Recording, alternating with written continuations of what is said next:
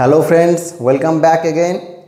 In today's lesson, I shall discuss the second stanza of the famous poem Sea Fever written by John Edward Masefield. The second stanza begins like the first stanza with these words, I must go down to the seas again. The repetition of these words makes clear the poet's yearning, his strong desire for the adventurous life of a mariner, the freedom of life that sea provides. So first read out the lines. I must go down to the seas again, for the call of the running tide is a wild call and a clear call that may not be denied. And all I ask is a windy day with the white clouds flying and the flung spray and the blown spume and the seagulls crying. So I must go down to the seas again, for the call of the running tide is a wild call and a clear call that may not be denied. So in the first three lines, the poet has described the reason that does not allow him to stay at home. He has mentioned here the reason that makes him restless. Okay, so what is the reason? The reason is the call of the running tide is a wild call and a clear call that may not be denied. That means the poet is not in a position to refuse, to deny the call of the running tide. The call of the running tide is described as the wild call and a clear call. So first thing is, what does the word tide mean here? So here tide means simply sea's water, water of the sea, and running means it is moving fast. That means running tide here suggests strong current. Okay, strong current of ocean or sea. And the poet has said that the call of the running tide, that means the invitation that running tide has sent to him, is a wild call. Wild means irresistible, which cannot be controlled. The poet has no power to control that call. So it is a wild call. It is an invitation to his heart. And a clear call, that means this call is a call to the poet's mind. He has no problem to hear that call. That may not be denied. That means the poet is unable to deny that call, to refuse that call, and he will surely respond to the call by making a sea voyage. And all I ask, I have said you in the first discussion that this phrase, and all I ask, is also repeated in each stanza to suggest the simplicity of sea life. And all I ask is a windy day with the white clouds flying. In the discussion of first stanza, I have said to you that the ship with which the poet has planned to journey is a ship run by wind. And for that reason, the poet wants a windy day. A windy day means a day full of wind, when there is plenty of wind, no lack of wind, with the white clouds flying. And in that day, naturally, white clouds fly freely in the sky. So white clouds here suggests that the weather is fair. We know that when we find dark masses of cloud, it suggests something ominous, a stormy weather, a kind of threat. But the flying white clouds suggest the weather is fair. It's a happy day.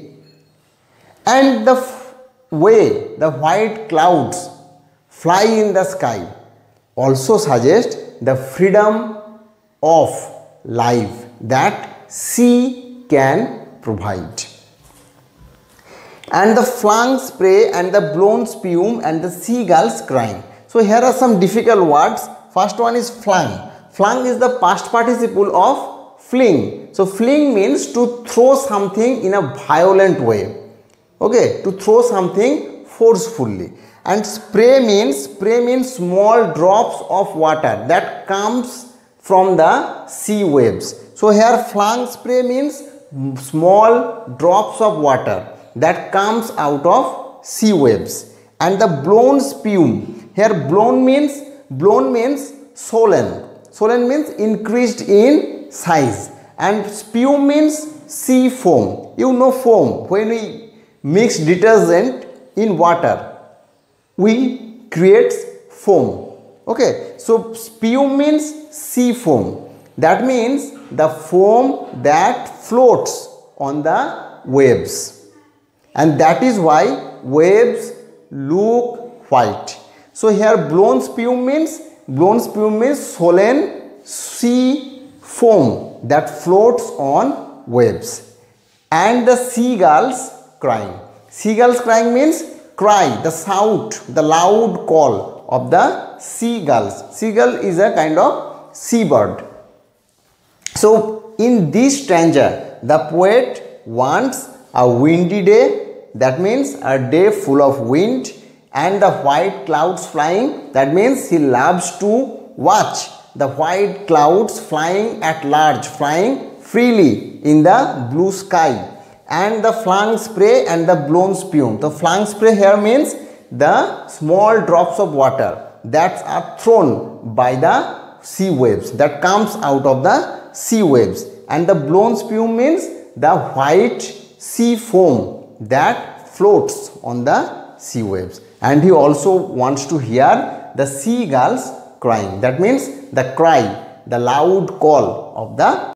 These lines remind me another famous poem written by Gerald Gould. The name of the poem is Wanderlust. I want to read the poem here, and I request you to listen it carefully. Beyond the east the sunrise, beyond the west the sea, and east and west the wanderlust that will not let me be. That means wanderlust, the desire for wandering, traveling, does not allow the poet to be calm. It works in me like madness. So in the poem Wanderlust, the poet is also experiencing the same kind of restlessness in him for wandering. Dear, to bid me say goodbye, for the seas call and the stars call, and oh, the call of the sky. So in this poem also, the poet hears the call of nature. I know not where the white road runs, nor what the blue hills are, but a man can have sun for a friend, and for his guide a star. So in this poem also, the speaker wants the help of star. And there is no end of voyaging when once the voice is heard, for the rivers call and the roads call, and oh, the call of the bird. So in this poem also, the poet is emphasizing the fact that there is no end of voyaging. In this poem also, we have found that the poet has said again and again, I must go down to the seas again. Here again means at the end of one sea voyage, he is ready for another. Yonder the long horizon lies, and there by night and day, the old ships draw to home again, the young ships sail away.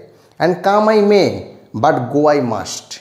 And if men ask you why, you may put the blame on the stars and the sun and the white road and the sky.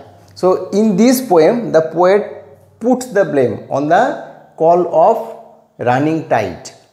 And here the poet puts the blame on the sun, stars, white road and the sky. So there are many similarities. I request you to read the poem you will find the poem in the description of this video.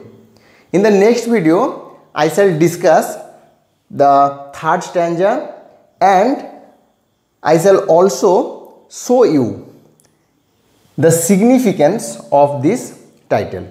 Till then, take care. Thank you for watching.